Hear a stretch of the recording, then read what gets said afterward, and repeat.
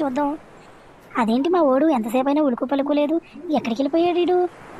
అరే తమ్ముడు ఎక్కడున్నావురా? ఇక్కడెక్కడ కనిపించట్లేదు నువ్వు. అరే చిన్న, అరే చిన్న, అరే చిన్న, అక్కడేం చేస్తున్నావురా? ఇలా రారా చిన్న, పడుకున్నావేంట్రా నీటిలో? చిన్న, నీకేం కాదు, నేను కాపాడుతాను కదా నిన్ను, నువ్వేం భయపడకు. చిన్న, చిన్న, నీకేం కాలేదు కదరా? అరే చిన్న, కళ్ళు తెరవరా? ఒరే చిన్న లేరా, ఒరే చిన్న లేగరా, లేగరా.